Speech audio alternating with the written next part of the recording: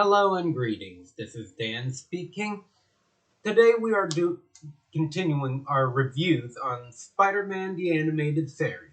I am here with my co-host Joe. Yep. Champion reviews today, like Dan said, is covering Spider-Man, but the episode is The Return of the Spider Slayers. I actually really like this episode. Oh yeah. It's continuing with the introductions of the various characters. And Smythe in the animated series is way more interesting than he is in the comics. Yes, because in the comics, he's just a one-note villain. But there's nuance to him in the cartoon. And some of the nuance comes through with his desire for vengeance, but you quickly see that initially he's wanting to just get revenge on Spider-Man and Flash Thompson and whatnot, it seems. But then when he expands it to J. Jonah Jameson, it starts to become a little...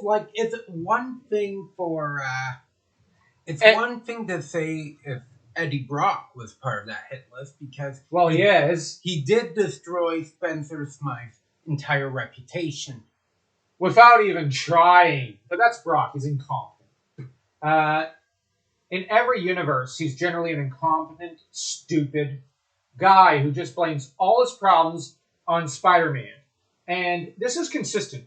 And the other thing that's consistent is Spider-Man, before Eddie becomes Venom, Spider-Man is always saving his life and, cleaning up after him. And Brock, what's his reaction? You won't stop till you ruin me. His fainting couch is never around.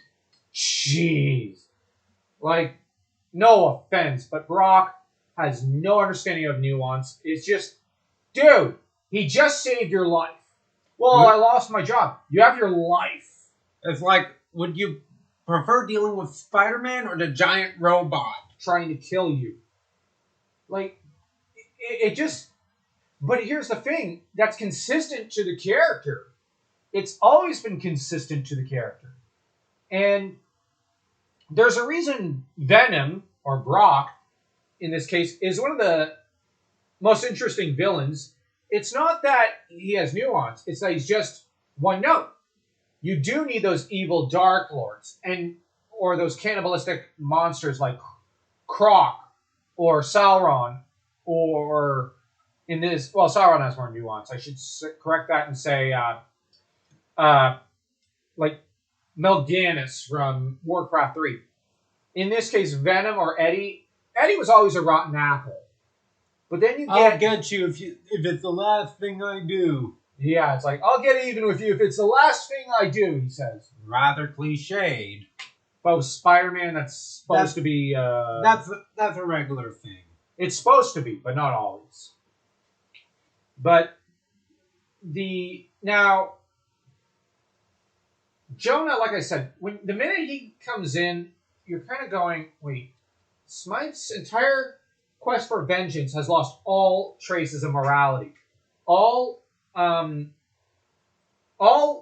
emotional high ground, or moral high ground that one could possibly argue he has been lost. Because he's going after an innocent who, quite frankly, Jonah had nothing to do with what happened to Spencer. Well, ruined my daddy's reputation. And your feud with Spider-Man caused all this. Not really. That was Osborn's feud with Spider-Man. Not to mention, Jonah fired Brock immediately. And he did not run with his stories. Because of Brock's incompetence. And really, Smythe ought to be thanking Jameson, because it was Eddie who ruined Daddy's rep. Jonah did not publish the story. They make a point of making that very clear. Jonah just simply washed his hands of the entire affair. And yet he wants to kill Jameson. Mm-hmm. So I find that what's interesting here is it reminds me of Anakin Skywalker in Episode 3.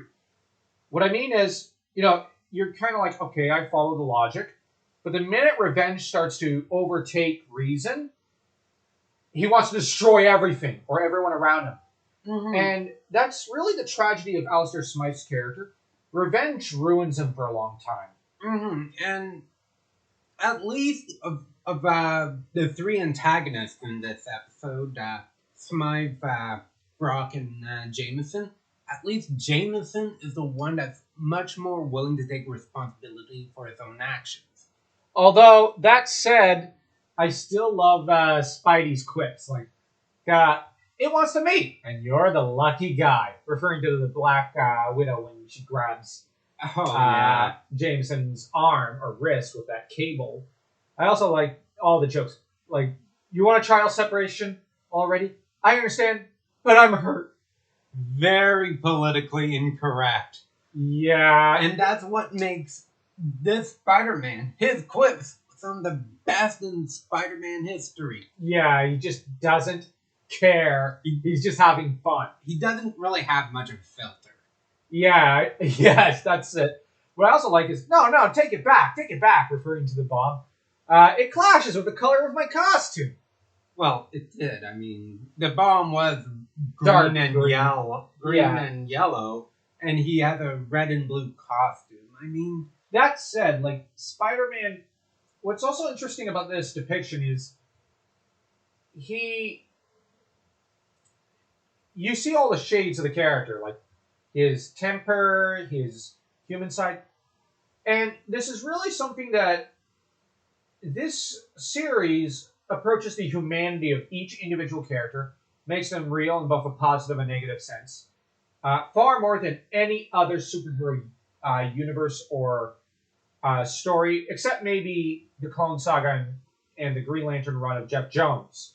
And we'll get to those when we get to them. But right now, we're just focusing on this. The humanity of each character really shines. And that includes Kingpin and Smythe. Like, I like that there are sociopathic characters in this series. I mean, just look at Venom and Carnage. But you also have characters who are genuinely good or bad or somewhere in the middle. I mean, you look at Flash Thompson when he tries to... Like, Flash, there's something interesting that happens here. A Spider Slayer comes after him and Felicia. Felicia reacts a bit haughtily and goes, this better not be another one of your pranks, Flash Thompson, because she's not very bright there, I guess. Now, I know I'm harsh on her, but it's just we have great female characters like Terry Lee who are really smart, so whatever. But the thing is, you've got Flash. No! And then you have, I like how he just says, like, why is it's after me? Why do they keep coming after me? But that said, Flash immediately starts screaming, help, help, but running in the opposite direction to Felicia. Mm-hmm. Because, we both noted, that was pretty heroic of him. He doesn't have a chance of escaping it, but he's basically throwing his life away for his girlfriend. Mm-hmm. He's using himself as bait. And, he is scared. I mean, he's screaming for help. But he also knows, I think that's most likely to attract Spider-Man. So, you have that element. I think he knows he could attract Spider-Man's attention. There's also the panic, but there's also, somewhere deep down, there's a sense of, I don't want to screw it up this time. I do want to do the right thing for Felicia. So you have a lot of humanity in Flash Thompson here. Mm-hmm. Even though it's not the best written Flash Thompson, that would be in the comics. Yes. At least the pre-97 era. After 1997, they always make him the bully for no reason. And then they have him develop out of being a bully, put him in a coma, take him out, have him be the bully, have him progress beyond the bully, turn him into Venom.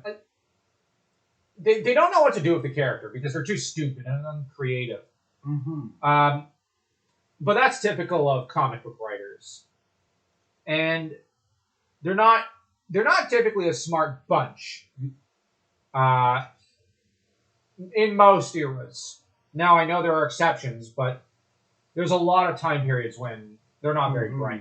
Now, and I know I come off snobby with them, but you're the superhero genre does not attract the smartest writers. I would argue fantasy and manga comics seem to attract most of the intelligent writers. Mm-hmm. But even manga has a lot of terrible writers. But for every bad writer, there's always a good one. I mean, for every writer over at Marvel and DC today, you've got, back in the day, you had like Chris Claremont, Walter Simmons, You had Devin Grayson. Yep, Howard Mackey. Oh my gosh, Howard Mackey. Best thing that happened to Marvel. Mm-hmm. Him and Claremont and Jim Shooter. Anyways, I think we covered most. Like the main plot point here is Smythe's revenge seeking, and Kingpin telling him, "If you don't kill Spider-Man, I own you. If you kill him, I'm giving you this lab that I own." Like, I wonder if I think they were probably doing this on purpose, but he seems like the devil in Christian mythology. You know what I mean? He'll give you what you seem to want, but then he immediately pulls your soul away. Like, no matter what, he wins. He's not being fair to those he's offering a deal to. Yeah. I love that about his character, but oh man, is he scum. Yeah, and then there's the Spider Slayers. Oh, I loved them. Yeah, you remember you had a toy of the Spider Slayers.